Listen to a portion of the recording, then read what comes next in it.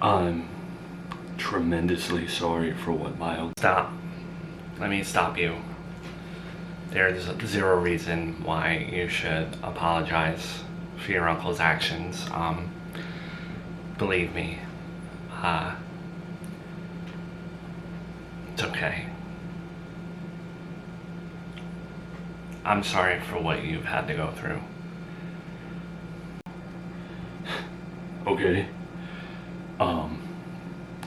That's actually not why I wanted to talk to you. Yeah, okay. What do you want to talk about? Well, with my uncle on the run, your mom in distress, and everything that's going on, I know to worry about something like this is a little silly, trivial. May not matter to you, but it matters to me. Me and Joey are good brothers. We get along. I love the fact that he shares his hobbies with me. I don't have many hobbies. He gets so enthusiastic about wrestling and video games, and I feel like I have a little brother, and I don't want to lose that. Joey really likes you.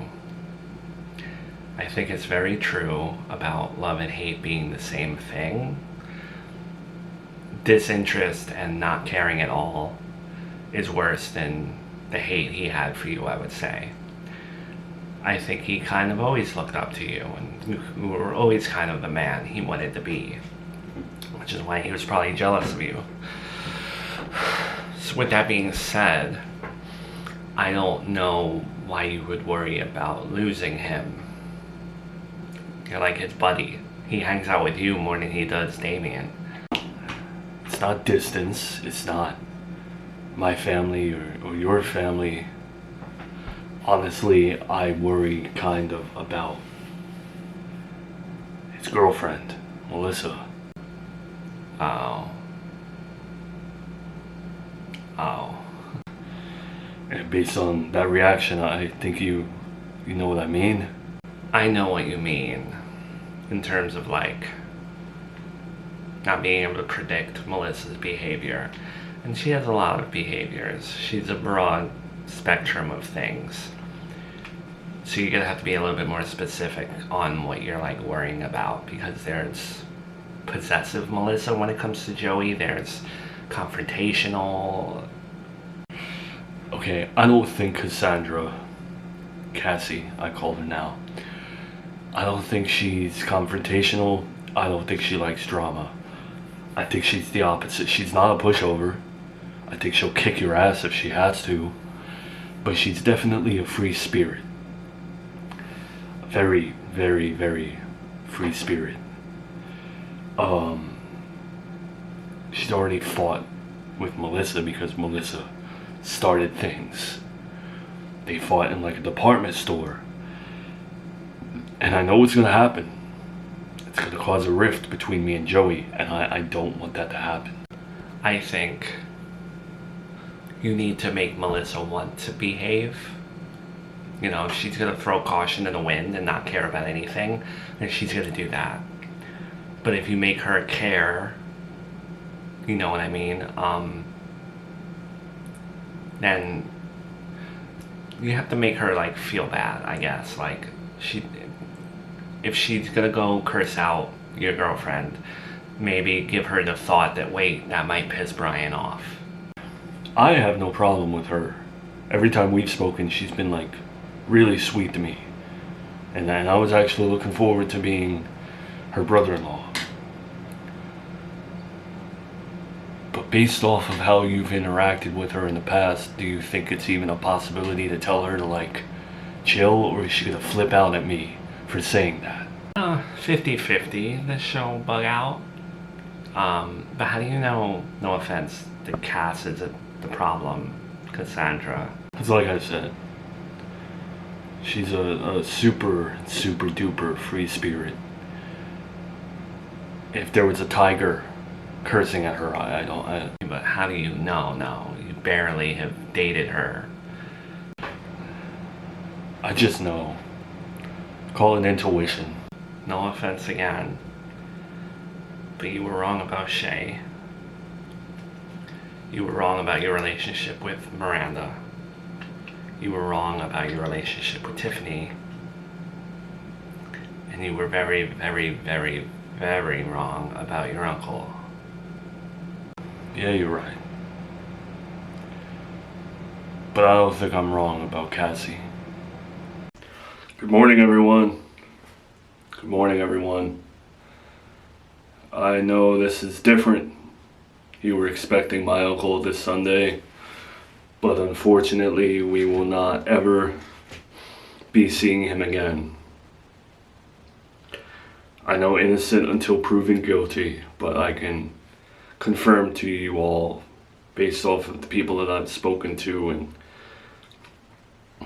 the allegations are most definitely true. There's evidence really just writing his conviction. I am sorry that this man let you down. I'm sorry he led you astray. But that version of him that he portrayed to all of you, he raised me with. So I got the good version. And as I take this institution over, this institute of faith,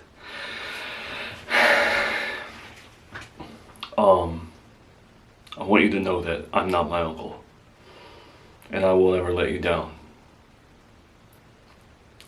This isn't from a script. This isn't part of a storyline or anything like that. This next part's real.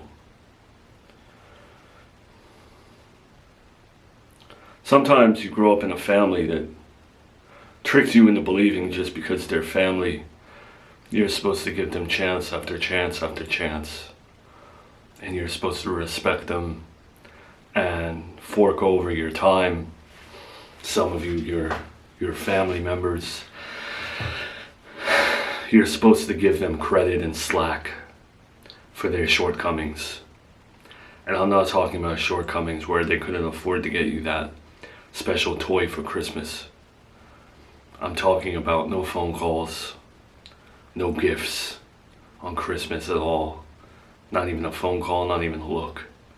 And they give you excuse after excuse after excuse.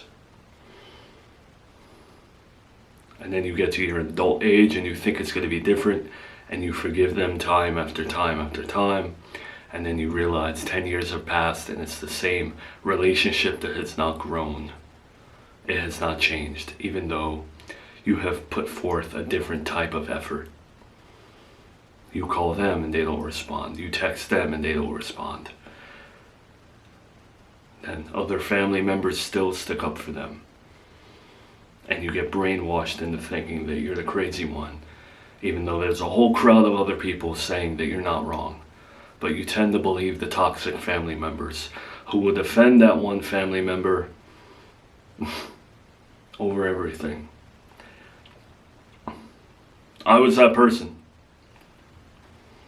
defending my uncle time after time after time, because my aunt, my other uncle, my cousins, if you condemned your uncle, you're a piece of S. I won't say it because of where we are. You're the bad one. He loves you. He loves you. But his actions always said otherwise, and I knew that.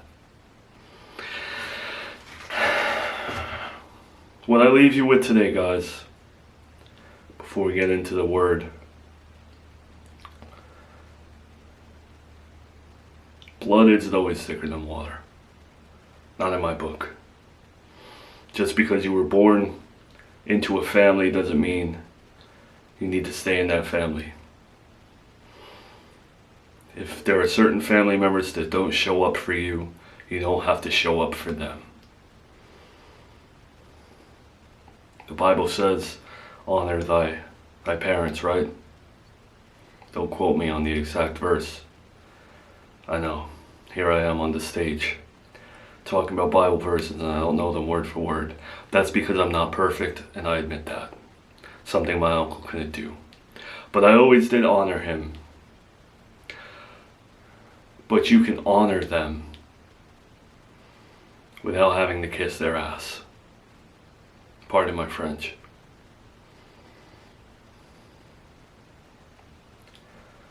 There's one, I can't say person. There's one God that won't leave you. When your parents let you down, when your family let you down, when your coworkers or your friends, or even you, He's always there.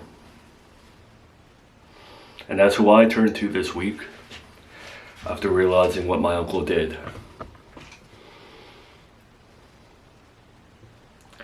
It's in the contract that I take this place over. From the Montgomery Institute of Faith to the Serafina Town Institute of Faith, I will be renaming this place, and I will be running it from here on out. Once again, I've done this too many times this week, but I apologize on my uncle's behalf to all of you. But he does not represent all the Montgomerys. I can assure you that. Jacob, we're ready for today's word. Thank you all today.